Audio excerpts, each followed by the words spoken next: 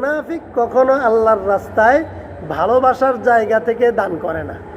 যদিও আমরা দেখি অনেকে মন্দিরেও 1 লাখ টাকা, মসজিদেও 1 লাখ টাকা।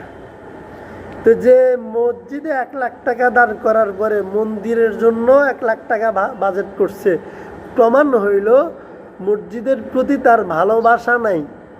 কারণ একজন মুমিনের দিলে একই সমান ভালোবাসা মন্দিরের জন্য এবং মসজিদের জন্য হইতেই পারে না। হইতে পারে? একজন মুমিনের দিলে মসজিদ এবং মন্দির সমান হইতে পারে না। সে যদি জনপ্রতিনিধিও হয়, জনপ্রতিনিধি হইলে কি সে বেঈমান হয়ে যায়নি? সে জনপ্রতিনিধি হওয়ার পরে বলে যে আমি সবার জন্য। সবার জন্য কি তুমি ইমান ছাড়ি দিছনি? এখন তুমি বলো আমি হিন্দুর জন্য মন্দিরেও যাবা, জনপ্রতিনিধি সে সবার জন্য। সবার জন্য হইলে যে স্পেশাল যে তার ভিতরে একটা বিষয় আছে ইমান, ওইটাকে সে মূল্যায়ন করল নি? মূল্যায়ন করল না। শুধু এই জায়গাটা যে সবার জন্য বলে আমি সবার জন্য, আমি তো সবার জনপ্রতিনিধি। আরে ভাই, তুমি মুমিন জনপ্রতিনিধি হইলে রাষ্ট্রের বাজেট তার জন্য দিবা রাষ্ট্রের নাগরিক হিসাবে, কিন্তু তোমার দিলে ভালোবাসা অগ্রাধিকার পাবে কোনটা? মসজিদ। তুমি যদি মুমিন হও, আর যদি তুমি মুনাফিক হও, মসজিদকে দিবা দায় সারা আর মন্দিরকে দিবা ভালোবেসে। মসজিদকে দিবা দায় সারা আর মন্দিরকে দাও ভালোবেসে। এইটা তো হবে না, মুমিনের আলামত হইতেই পারে না। আজকে যে আয়াতে কারিমা তিলাওয়াত করেছি সূরাতুত তাওবার 53 নম্বর আয়াতে কারিমা থেকে 57 নম্বর আয়াতে কারিমা পর্যন্ত তিলাওয়াত করেছি। যখন রাসূল সাল্লাল্লাহু আলাইহি ওয়াসাল্লাম তাবুকে যাওয়ার জন্য সবাইকে বললেন, তো এক কবিলার সর্দার ছিল এক ব্যক্তি মুনাফিক। সে এসে রাসূল সাল্লাল্লাহু আলাইহি সাল্লামকে বলতেছে, এ নবী, আপনি তো জানেন আমার নারীর প্রতি আমার একটু দুর্বলতা বেশি। রোমের যে নারীরা ওরা তো দেখতে সুন্দর, আমি যদি জিহাদের মাঠে যাই তাহলে তাদের সুন্দর নারীদেরকে দেখলে আমি ওইদিকে ধাবিত হব, ফিতনায় পড়ে যাব। সুতরাং আপনি আমাকে জিহাদে না যাওয়ার অনুমতি দেন, আমি জিহাদে যাব না, আপনাকে কিছু অর্থ দিয়ে দিব। জিহাদে নিজে যাওয়ার বিনিময়ে জিহাদের মাঠে কিছু আমি টাকা দিয়ে দিব। সে যখন এই কথা বলছে রসুলকে, আল্লাহ তাআলা এই আয়াত নাযিল করছেন যে এগুলা ধোঁকা, নেক্সট সূরাতে ধোঁকা দেয়। নারীকে দেখে নারীর ফিতনায় পড়া, এটা তো আসলে খারাপ কাজ। কিন্তু সে এই একটা বিষয় দিয়ে নিজেকে জিহাদ থেকে বাঁচানোর চেষ্টা করছে। আল্লাহর এটা পছন্দ হয় নাই। এই বিষয়টাকে বলা হয় নেক্সট সূরাতে শয়তানের ধোঁকা। কথা বলে এমন যে আমাদের সমাজে কিছু ভাইকে যখন দাঁড়িয়ে রাখা, ইসলামের সুন্নতি পোশাক পরার কথা বলা হয়, অনেকে আমার সাথেও বলে দেখেন জীবনে অনেক গুনাহ হয়, জওয়ান মানুষ কত রকমের গুনাহ করে ফেলি, যদি মুখে দাঁড়িয়ে রাখি, মাথায় টুপি পরে, পাঞ্জাবি পরে আমি এই গুনাহগুলো করি, তাইলে এই দাঁড়ি টুপির বদনাম হবে। এই জন্য আমি গুনাহ ছাড়তে রাজি নাই, দাঁড়ি টুপির বদনাম না হোক এটা চাই। এই জন্য আমি এই ইসলামের এই পোশাকগুলো, অনেকে এই অজুহাত দেয়। অনেকের যখন তওবা করার জন্য বলে, বা বাস্তব জীবনে অনেকের আছে তওবার কথা যখন জেহানে আসে, তো শয়তানে তার মনে আরেকটা কথা ঢেলে দেয়, বলে রে তুই যে তওবা করতে বলতেছস, আর বেপর্দা চলবি না, পরনারীর সাথে আর কথা বলবি না, ইউটিউবে আর উল্টাপাল্টা বা ভিডিও দেখে আর সময় নষ্ট করবি না। নিজে নিজে যখন তওবা করার জন্য নিয়ত করে, তখন মনের মধ্যে একটা কথা আসে, এরে আমি যে তওবাটা করতেছি মানতে পারুমনি, মানতাম না, আইলে তওবা করি কি লাভ, এই কথাটা মনের মধ্যে আসে। যদি মানতেই না পারি তওবা করে কি লাভ, আমার মনে হয় না আমি মানতে পারবো, তখন সে আর তওবা করে না। এই যে এই নেক্সট সূরত, আরে তওবা করলাম আল্লাহর কাছে, আল্লাহ আর গুনাহ করব না, এই ভুল কাজ আর করবো না, এই পথে আর চলবো না, এটা বলার পরে যদি চলি তাহলে আরও বেশি গুনাহ হবে না? এই মনের মধ্যে কথা এটা আসে, কিন্তু আরও বেশি গুনাহ হবে না। কারণ আল্লাহর সাথে ওয়াদা করি, ওয়াদাটা রাখলাম না, অপরাধ বেশি হবে, সুতরাং থাক, যে কাল অপরাধ করতে পারি করি, আল্লাহর সাথে এখন ওয়াদা করুম না। এই কথাটা শয়তান মানুষের মনের মধ্যে এনে দেয়, তখন মানুষ সরল মনে আর তওবা করতে পারে না। অথচ আল্লাহ তাআলা বলছেন, কুল ইয়া ইবাদি, হে আমার বান্দা, আল্লাযীনা আসরাফু আলা আনফুসিহিম, তোমার জীবনে তোমার যা ভুল হয়েছে, লা তাকনাতু মির রাহমাতিল্লাহ, তুমি আল্লাহর রহমত থেকে নৈরাশ হইও না। অর্থাৎ তোমার ভুল করার শক্তি, ক্ষমতা এবং যোগ্যতা, বিপরীতে তোমাকে ক্ষমা করার যোগ্য আল্লাহর যোগ্যতা, দুইটা কি সমান? দুইটা সমান না। তাহলে একটা হচ্ছে যে বান্দার ভুল করার যোগ্যতা, আরেকটা হচ্ছে যে আল্লাহর ক্ষমা করার যোগ্যতা। কোনটা শক্তিশালী? আল্লাহটা শক্তিশালী। এখন সে এমনভাবে আমার মনে আবেগ ঢুকাই দিছে, আরে আল্লাহর সাথে ওয়াদা করি, যদি ওয়াদা রাখতে না পারি, এই ওয়াদা কিল্লে করো। আল্লাহ বলে, না বান্দা, ওয়াদা করার জিম্মেদারি তোমার, তওবা করার জিম্মেদারি তোমার। তুমি তওবা করো। ওই ভাইয়ের টাকাটা পড়ে গেছে, ওই টাকা, ওই ভাই চলে যাইতেছে, একজন একটু কষ্ট করে যান, ওই চলে যাইতেছে। এই যে এখন যদি তওবা করার জিম্মেদারি আমার, যদি প্রত্যেক কদমে কদমে তওবা করতে হয়, প্রতি কদমে তওবা করব, আল্লাহ এখানে আমাকে লজ্জিত করবেন না, ছোট করবেন না, বরঞ্চ আল্লাহ দেখে হাসবেন। দেখছে এই বান্দা গুনাহ থেকে বাঁচার কি ইচ্ছা, সে বাঁচতে পারে না, তারপরে বারবার নিয়ত করে, বারবার নিয়ত করে বাঁচার জন্য বলে, একসময় আল্লাহ কুদরতিভাবে তাকে বাঁচাবে। এখন ওই মুনাফিকের নারীদের প্রতি দুর্বলতা বেশি। ঠিক আছে, তুমি জিহাদের মাঠে যাও, রসুলের কাছে দোয়া চাও, ইয়া রাসূলুল্লাহ, আপনি ডাকলেন জিহাদের মাঠে যাব, গেলে রোমানদের সুন্দর সুন্দর মেয়েরা যখন সামনে পড়বে, আমি তো ফিতনায় পড়ে যাব, ভালো লাগবে আমার কাছে, তখন আমার গুনাহ হবে। তার উচিত ছিল কি নবীর কাছে দোয়া চাওয়া, যে আমার জন্য দোয়া করেন যেন ফিতনায় না পড়ি, যেন ওদের নারীদের দিকে আমার নজর না যায়, এইটা দোয়া চাওয়া উচিত। তাহলে আল্লাহ সে নিজে দোয়া না চাই, নিজে একটা অজুহাত দাঁড় করাই দিছে। আর নবীরে খুশি করার জন্য সে বলতেছে, নবী আমি কিছু টাকা দিয়ে দিব, আমরা যেরকম ঘুষ দিই, সে টাকা দিয়ে দিবে। এখন আল্লাহ আয়াত নাজিল করছে, কুল, হে নবী, আপনি ওই লোকদেরকে বলেন, আনফিকু তাওআন আও কারহান, তুমি আল্লাহর রাস্তায় এই যে টাকাটা দিতে বলছো, তুমি যদি যে সন্তুষ্ট চিত্ত দিতে চাও, অথবা তুমি যদি ঠেকায় পড়ে বাঁচার জন্য, লোক দেখানোর জন্য দিতে চাও, তুমি কেন দিচ্ছ সেটা নবী না জানলেও আল্লাহ জানে। তুমি যে আল্লাহর রাস্তায় জিহাদের মাঠে টাকাটা দিতে চাচ্ছ, এটা তুমি কি ঠেকায় পড়ে দিতেছ, যে তুমি যদি এখন জিহাদে না যাও, আবার টাকাও না দাও, মানুষকে বুঝে আছে তো মুনাফিক। টাকা দিলে মানুষকে বুঝে না, মুনাফিক হলে তো টাকা দিত না, যাইতো হারানো, টাকা তো দিছে। তো তুমি যে হালতে আল্লাহর রাস্তায় টাকা দেওয়ার জন্য নিয়ত করছো, অথবা তুমি দান করো, ইচ্ছায় করো অনিচ্ছায় করো, খুশি মনে করো অথবা ঠেকাই পড়ে করো, যে অবস্থায় করো অথবা লোক দেখানোর জন্য করো, যেভাবে করো, আল্লাহ দোনোটা বলছে, তাওআন আও কারহান, তুমি যে হালতেও টাকা দিতে চাও, লাই ইউতাকাব্বালা মিনকুম, আল্লাহ তোমার পক্ষ থেকে এই দান কবুল করবেন না।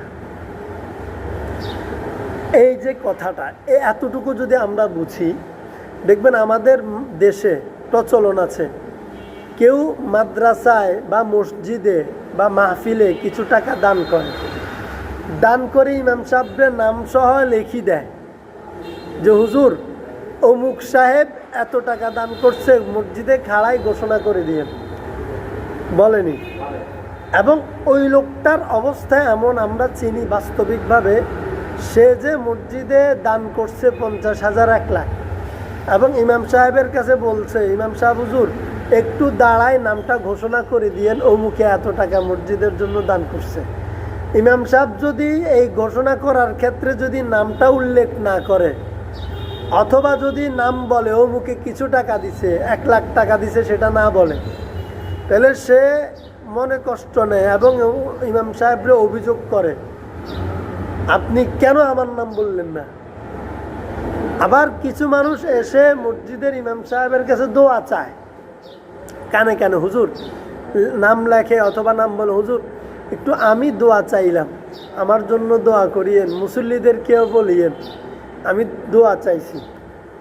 অথবা সেটা বললো না আর কি, মুসল্লিদেরকে বলিয়েন এটা বললো না, ইমাম সাহেব হুজুরকে, হুজুর আমার জন্য একটু দোয়া করিয়েন। তো হুজুর দোয়া করার ক্ষেত্রে দেখলো যে 3-4 জনে দোয়া চাইছে বা 5-7 জনে দোয়া চায়, আমাদের কাছে চায়। তো আমি মাঝে মধ্যে চিন্তা করি, এই যে 7 জন দোয়া চাইছে আমার কাছে, মুসল্লি আছে ধরেন 100 জন, উদাহরণ 100 জন আছে উপস্থিত, নাম ধরে দোয়া চাইছে 7 জন। এখন আমি যদি এই 7 জনের নাম বলি, 7 জনের নাম বলতে গেলে আলাদা সময় নষ্ট হবে, এবং এরা দোয়া চাইছে, আর যারা মুসল্লি আছে ওদেরও তো দোয়া দরকার, ওরা হয়তো আলাদাভাবে আসে নাই দোয়া চাইতে, কিন্তু আমি ঠিক আছে এদের জন্য দোয়া খাস করে দিলের মধ্যে নিলাম, আল্লাহ এরা দোয়া চাইছে, যারা দোয়া চাইছে তাদের দোয়া কবুলটা করো। তাহলে 7 জনের নাম চলে আসছে না, আল্লাহ কি জানো না এরা কারা। এখন আমরা মাঝে মধ্যে চিন্তা করি আলাদা এই নামগুলো নিতে গেলে সময় নষ্ট হবে, আবার সবার নাম নেওয়া সম্ভব হবে না, আবার সবার নাম আমার মনেও তো থাকতে হবে, অনেক বেকায়দা। কিন্তু এসে অভিযোগ, হুজুর না আমার দোয়া চাইলাম, আপনি আমার নাম নিয়ে দোয়া করলেন না, আমার বাবার জন্য আপনি দোয়া করলেন না, অথচ আপনার কাছে আমি দোয়া চাইলাম। এই যে মানুষের এই মানসিকতা, এটা মুনাফিকি মানসিকতা। এটা কি যে নাম প্রচার হোক, প্রকাশ হোক, ভালো সুরতে হোক, খারাপ সুরতে হোক, এটা তো ভালো জায়গা, দান করার জায়গা, দোয়া চাওয়ার জায়গা, ভালো। কিন্তু নাম বলে দোয়া করলেন না কেন, আমার নাম ঘোষণা হইল না কেন, এই মানসিকতাটা কার? ওই মুনাফিকদের মানসিকতা। তো আল্লাহ এই কথাটা, আমরা তো ওই মদিনার সেই দিনের ওই মুনাফিকরে আমরা চিনি, তার নাম 14 গোষ্ঠীর নাম বললেও কি সে জীবিত আছে? তার বংশকে আমরা খুঁজে পাবো না। কিন্তু তারপরেও তার কথাটা আল্লাহ কেন আমাদেরকে দিলেন? কারণ তো আছে। কারণ কি? মুনাফিক তো পৃথিবীতে একজন না, তার যে চরিত্র, যে নমুনা, যে আচরণ, যে বৈশিষ্ট্য, এই বৈশিষ্ট্যের এই নমুনার মুনাফিক পৃথিবীতে বারবার আসবে। একজন মানুষের নাম বলে ঘটনা উল্লেখ করে আল্লাহ আমাদেরকে শিখাচ্ছেন, সতর্ক করছেন, এই ঘটনাগুলো যেন তোমার সাথে না ঘটে, এই আলামতগুলো যেন তোমার জীবনের সাথে না মিলে, এইটা খেয়াল করা আমাদের দরকার, আমাদের উচিত। এই জন্য আল্লাহ বিষয়গুলো উল্লেখ করে, ঘটনা উল্লেখ করে আয়াত নাযিল করছেন যে আনফিকু তাওআন আও কারহান, যদি তুমি স্বইচ্ছায় অথবা এই মনে কষ্ট থেকে, কৌশলগত কারণে, লজ্জা থেকে বাঁচার জন্য, অথবা তুমি নিজেকে সেভ করার জন্য, যে কোনোভাবে যদি তুমি, অথবা তুমি নবীকে খুশি করার জন্য, তোমার পক্ষে নবীকে সন্তুষ্ট রাখার জন্য তুমি খুশি মনে টাকা দিলা, যাও কিছু টাকা দিলে, জিহাদে না গেলে যে নবী মনে কষ্ট নিত, টাকা দিলে নবী খুশি হয়ে যাবে, আর মনে আর কষ্ট থাকবে না। যদি এই খেয়ালেও তুমি খুশি মনে টাকা দিয়ে থাকো, তোমার এই টাকা আল্লাহ গ্রহণ করবেন না, কবুল করবেন না। তাহলে এই ঘটনাটা আমার জীবনেও ঘটবে, আমার সমাজেও, আমার যোগেও যারা এই টাইপের হবে, যত টাকাই দেখ, ওই টাকা দিয়ে এসি লাগাবেন, টাইলস লাগাবেন, দামি পাখা লাগাবেন, মসজিদের ইমাম মুয়াজ্জিন সাহেবের বেতন দিবেন, ওই টাকা দিয়ে আপনি বক্তারে 50,000 1 লাখ টাকা দিবেন, আপনি বলবেন যে অমুক বক্তা আনতে হবে যেন মাঠ জমে, টাকা যা লাগে আমি দিব। অথচ তার চেয়েও বড় বুজুর্গ, বড় মুখলেস ব্যক্তি, বড় আলেম, তাকওয়াবান, ওনাকে আনলে আপনি 2 পয়সার দামে দিলেন না। উনি যখন বয়ান করতেছে আপনি স্টেজেও গেলেন না, বয়ানও শুনলেন না, পাত্তাই দিলেন না, ওনার মেহমানদারির খবরও নিলেন না। কত বড় বুজুর্গ, কত দামি দামি কথা বলছেন, ওনার সুর নাই, উনি তাক লাগায় কথা বলে না, অথবা উনি মানুষদেরকে নাচাইতে পারে না গানের সুরে সুরে, এইগুলো করতে পারে না, এই জন্য আপনি ওনাকে পাত্তাই দিলেন না। আর যেই লোকটা ওনার ছাত্রের যোগ্যতাও রাখে না, যে লোকটা নিজের বয়ানের মধ্যেও এখলাস নাই, আইলেম নাই, আমল নাই, শুধু লোক দেখানোর জন্য, টাকার জন্য ওয়াজ করতে আসে, আপনি তার জন্য 1 লাখ টাকা বাজেট করলেন, মেহমানদারির ব্যবস্থা করলেন, সে যখন আসছে দল বল নিয়ে আপনি প্যান্ডেলে চলে আসলেন, তাকে আপনি কত ওয়াজ করলেন, কিন্তু যিনি খাঁটি আল্লাহর বান্দা ছিলেন, মুত্তাকি পরহেজগার ছিলেন, বুজুর্গ ব্যক্তি ছিলেন, তাকে পাত্তাই দিলেন না। আপনার এই 1 লাখ টাকা আল্লাহর কাছে গ্রহণযোগ্য হবে না, কবুল হবে না, এই কথাটা মাথায় রাখতে হবে। সুতরাং ইখলাস সবচেয়ে জরুরি বিষয়। যে এই কথাটার পিছনে মূল কারণ হচ্ছে যে রাসূলুল্লাহ সাল্লাল্লাহু আলাইহি ওয়াসাল্লাম বললেন, ইন্নামাল আমালু বিন্নিয়াত, যে কোনো আমল করবেন আপনি নিয়তটা আগে ঠিক করবেন, নিয়তটা ঠিক করবেন, এরপরে রসুলের তরিকায় করবেন। নিয়ত ঠিক, তরিকায় রসুল, তাইলে আপনার এই আমল কাজে লাগবে। নিয়ত ঠিক নাই, রসুলের তরিকাও নাই, অর্থাৎ রসুল যেটা চাইছেন সেটা নাই, তাহলে এই আমল যত সুন্দর দেখাক পৃথিবীর বুকে, যত উজ্জ্বল হোক, এটা কাজে লাগবে না, মানে আল্লাহর কাছে এটা গ্রহণযোগ্য হবে না। হাজারো মানুষ আপনাকে দানবীর বলবে, কিন্তু আল্লাহর কাছে 2 পয়সার দাম নাই। লাই ইউকবালা মিনকুম, আল্লাহ তোমার পক্ষ থেকে এই অর্থ, এই দান অনুদান কখনো গ্রহণ করবেন না, কবুল করবেন না। ইন্নাকুম কুনতুম কওমান ফাসিকিন, কেন?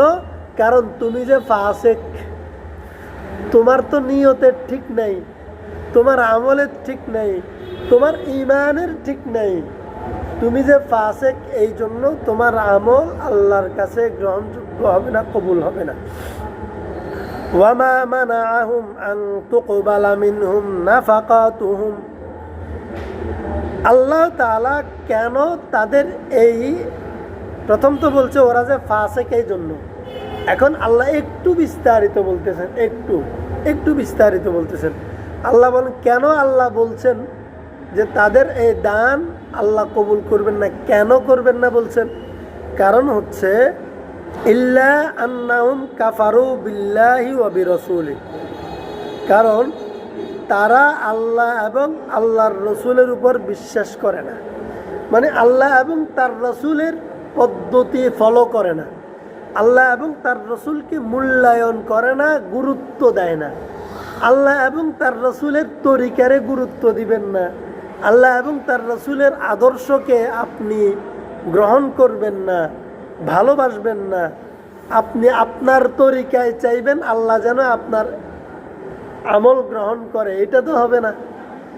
আল্লাহ আপনার আমল গ্রহণ করার জন্য শর্ত লাগিয়ে দিলেন, কুল ইন কুনতুম তুহিব্বুনাল্লাহা ফাত্তাবিউনি, তুমি যদি আল্লাহর কাছে তোমার আমলকে গ্রহণযোগ্য করতে হয়, তাইলে তুমি নবীকে ফলো করো, নবীর অনুসরণ করো, নবীর আদর্শ মানো, তাইলে তুমি যা করবে নবীর আদর্শ মেনে করলে আল্লাহ সেটা গ্রহণ করবে।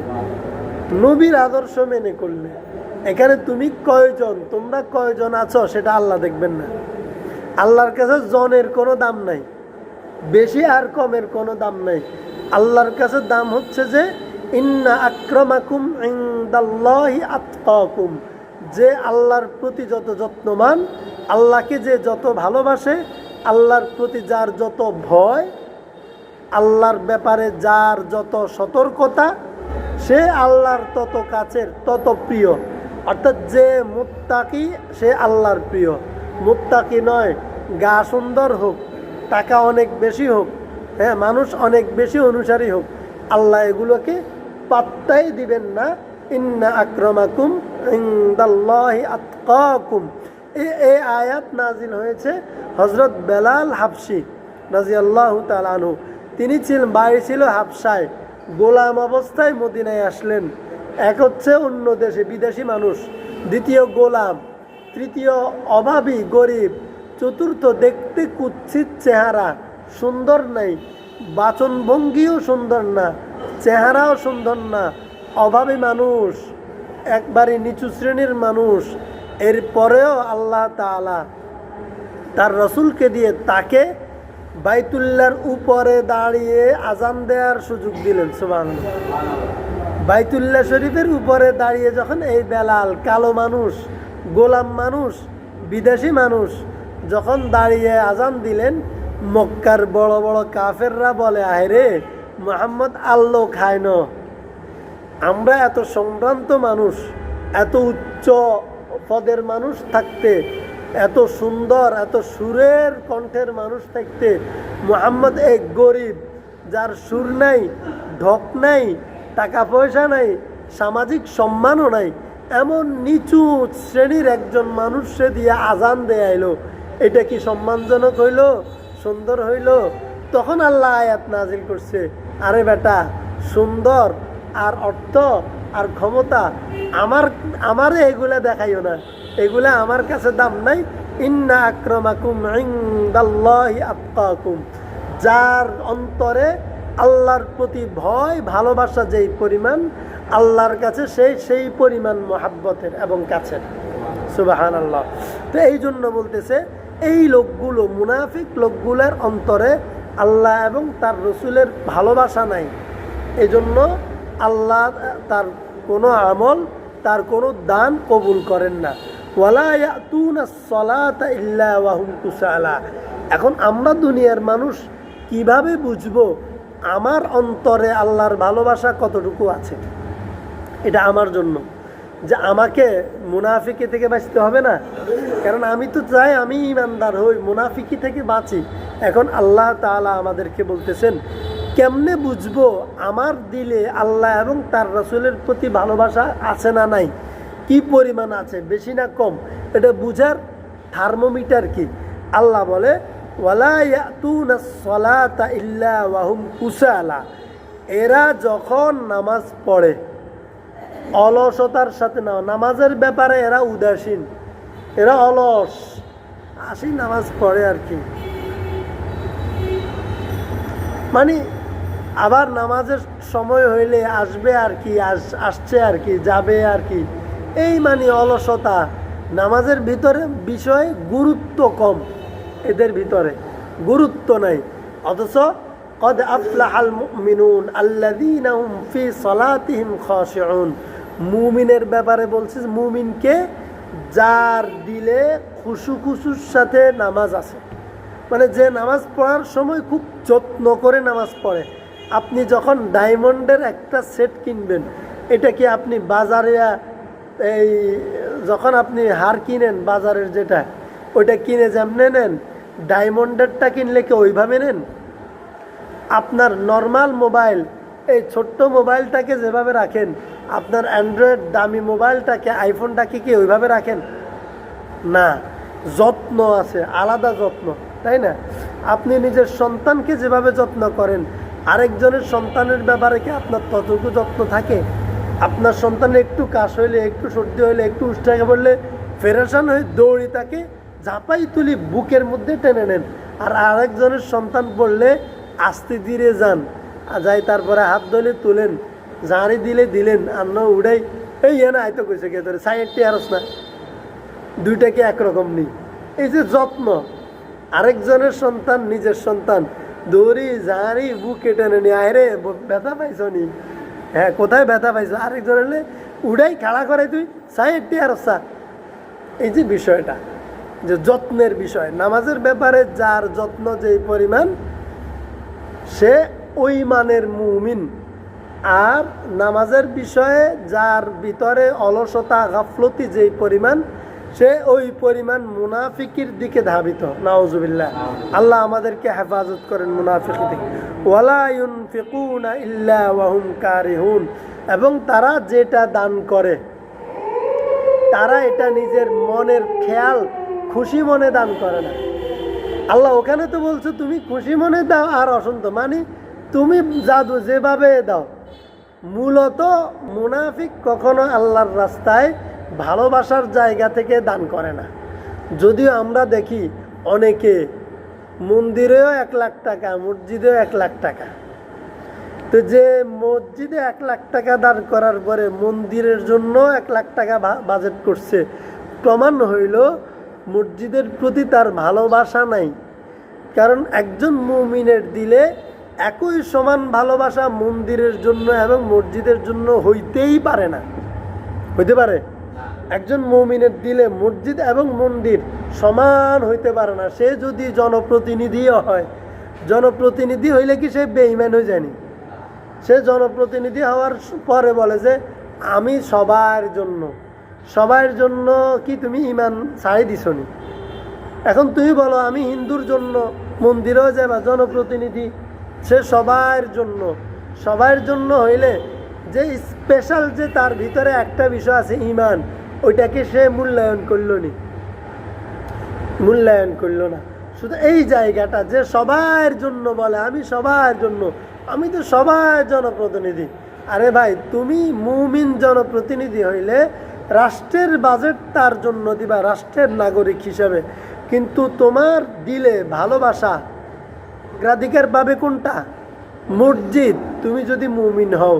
আর যদি তুমি মুনাফিক হও, মসজিদকে দিবা দায় সারা আর মন্দিরকে দাও ভালোবেসে, তাই না? এইটা তো হবে না, মুমিনের আলামত হইতেই পারে না। মুমিন কখনো, একজন মুমিন যদি এটা বলে যে ঠিক আছে হিন্দু ধর্ম বা অন্য ধর্ম, সেটাও তো একটা ধর্ম, তারও তো নাগরিক অধিকার আছে, সে তার ধর্ম সে প্রচার করুক, আপনি আপনার ধর্ম প্রচার করেন। সে জনপ্রতিনিধি হই, সে একজন মুসলমানরা যদি এভাবে বলে আপনি আপনারটা প্রচার করেন, সে তারটা প্রচার করুক, তাহলে সে কার হইল? সে তো কারো হইল না, সে হিন্দুও না মুসলমানও না। যদি সে এটা এভাবে বলে যে আমরা আমাদের ধর্ম প্রচার করি, সে তার ধর্ম প্রচার করুক, তাইলে অন্তত এটা বুঝলাম যে সে নিজেকে মুসলমানদের পক্ষে দাবি করলো। কিন্তু এখানেও একটা কথা আছে। কথা কি? যখন বলবেন যে আমরা আমাদেরটা করি, তারা তাদেরটা করুক, তার মানে আমি মিথ্যারে সুযোগ দিলাম, আমি ইমানদার হইলাম তো এই কথার ভিত্তিতে যে ইসলাম ধর্ম ছাড়া আর কোনো ধর্ম সত্য নাই, সব ধর্ম মিথ্যা, এটা না? এটা বিশ্বাস না করলে কেউ মুমিন হতে পারবে? ইসলাম ধর্ম ছাড়া আর কোনো ধর্মের মধ্যে সত্যতা নাই, এই কথা বিশ্বাস না করলে ইমান হবে না। কারণ ইমান তো সেটা যে একমাত্র ইসলাম ছাড়া ওয়ামাইয়া বেতাগি গয়রাল ইসলামি দীনান ফালা ইউকবাল মিন, ইসলাম ছাড়া আর কোনোটাই গ্রহণযোগ্য নয়, এই কথা মনে প্রাণে বিশ্বাস করার নাম হচ্ছে ইমান। আর কেউ যদি বলে যে হ্যাঁ এতে জিয়ান করা, তুই মিথ্যা কথা কর, থাক মিথ্যা কথা, যেহেতু এত স্বভাবে মিথ্যা কথা বলার, সে মিথ্যা কথা বলুক, সুযোগ দেন, এটা তার মানবিক অধিকার। তো মানুষ কি বলবে? সে বলবো মানবিক অধিকার, মিথ্যা কথা বলার এটা মানবিক অধিকার হইতে পারে না। মানবিক অধিকার হচ্ছে সত্য কথা বলা। এই যে গত কালকে না পরশু মসজিদে 2-4 জনকে জবাই করে দিল, এখন কেউ বললো যে এটাও মানবিক অধিকার, তার অধিকার, তার যা ইচ্ছা সেই করলো, এটা কি মানবিক অধিকার? এটা অন্যায়, এটা একে অধিকার দেয়া যাবে? যাবে না। না, তুমি মানবিক অধিকার পাইবা, তুমি মানুষ হয়ে আসো। আর মানুষ কাকে বলছে? আল্লাহ। যে মুমিন তাকে মানুষ বলছে, যে মুমিন নয় তাকে আল্লাহ মানুষ নয়, শুধু চতুষ্পদ জানোয়ারের চেয়ে খারাপ বলছে।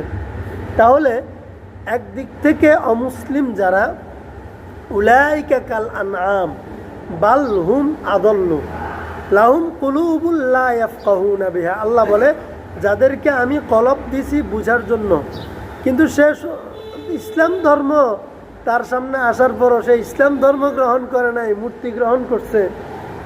ওয়ালাহুম আয়ুনুল লা ইউবসিরুনা বিহা, তাকে চোখ দিছি ভালো জিনিস দেখার জন্য। ওয়ালাহুম আযানুল লা ইয়াসমাউনা বিহা, তাকে কান দিছি কালিমার আওয়াজ শোনার জন্য, ভালো কিছু শোনার জন্য, দ্বীনের দাওয়াত গ্রহণ করার জন্য। সে কান, চোখ, অন্তর কাজে লাগাইল না আমি দেওয়ার পরেও। তাহলে মুসলমানকে শুধু আল্লাহ কান নাক দিছে না, মুসলিমকেও দিছে? সব ধর্মের মানুষকে আল্লাহ কান, কলব, চক্ষু সব দিছে, সব ধর্মের মানুষকে। তাহলে আল্লাহ বলে যেই লোককে আমি এগুলো দেওয়ার পরেও সে এগুলোকে যথাযথ ব্যবহার করে নাই, ওই লোকটা হচ্ছে আমার কাছে, আল্লাহর কাছে ওই লোকটার বৈশিষ্ট্য কি? উলাইকা কাল আনআমি বালহুম আযাল্লু, চতুষ্পদ জন্তু জানোয়ার প্রাণী, চতুষ্পদ জানোয়ারের চেয়েও সে নিকৃষ্ট। কারণ চতুষ্পদ জানোয়ারকে আল্লাহ বিবেক দেয় নাই, কলব দেয় নাই, কান চোখ দেয় নাই যে সত্য মিথ্যা বুঝে দেখার জন্য, কিন্তু ওকে দিছে, দেওয়ার পরেও সে এই কাজ করে নাই, ইমান আনে নাই। তাইলে সে জানোয়ারের চেয়েও খারাপ। কার কথা? আল্লাহর কথা। যে মানুষে হইতে পারে না আল্লাহর কাছে, তাহলে আপনি আল্লাহর বান্দা হইয়া তাকে কেমনে মানবিক অধিকার দিবেন? একটা জানোয়ারকেও তো মানুষ শাস্তি দেয় না, তাহলে আপনি তাকে ছেড়ে দেন, সে তার গোয়ালে খাক, সে তার ঘরের ভিতরে তার মতন করে চলুক।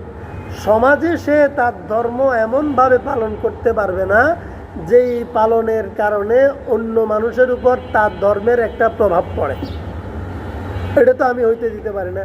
একজন মানুষের মিথ্যা কথা বলার অভ্যাস, এতে মিথ্যা ছাড়া কইতে পারে না, আপনি বুঝি বলবেন যে ঠিক আছে কোক না, এতে না, তুমি মিথ্যা ছাড়ো, মিথ্যা কথা কইতে না, যা বলবে সত্য বলব, তাই না? এইটাই তো।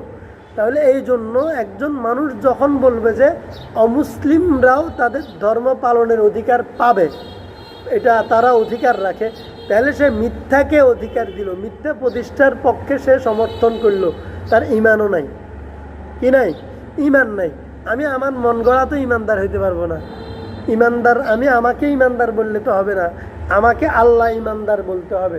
যাই হোক, আজকে এতটুকু বললাম যে তাহলে মুনাফিকদের স্বভাব লোক দেখানো বিষয়গুলো, এবং মুনাফিকরা চায় সবার সাথে মিল করে চলতে। ইমানদার কখনো এটা হইতে পারে না।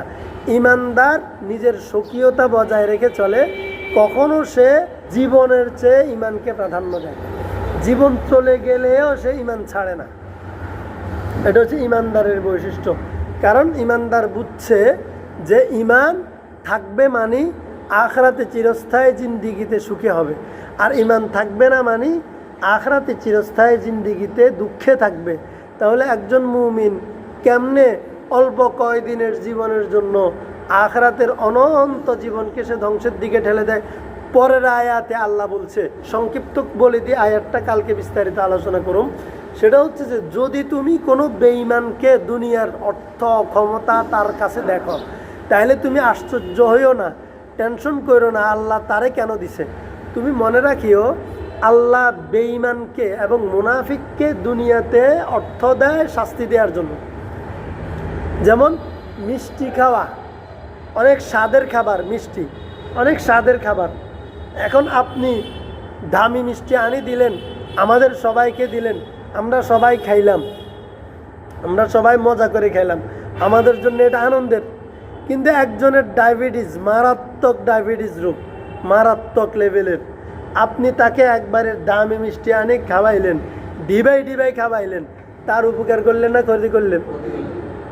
হ্যাঁ, অন্যদের জন্য এটা উপকার, মজার, আনন্দের। কিন্তু ডায়াবেটিসের রুগীরা যদি আপনি একবারে জোর করে মিষ্টি খাবান, এটা তার ক্ষতি। বরঞ্চ ডায়াবেটিসের রুগী যদি ঘরে থাকে, দামি মিষ্টি ঘরে কেউ নিলেও পরিবারের লোকজন ওর থেকে লুকায় রাখে। কেন? এই জিনিসটা সবার জন্য আনন্দের। এইটা আনন্দের সময় বিলি হয়, বিতরণ হয়, আনন্দের সময় মানুষ মুখে নেয়। এইটা সকলের জন্য আনন্দের হইলেও যে ডায়াবেটিসের রুগী তার জন্য এটা বিপদের। আল্লাহ তাআলা বলেন, দুনিয়ার অর্থ, দুনিয়ার ক্ষমতা ইমানদারকে যদি আল্লাহ দেয়, এটা তার জন্য আনন্দের।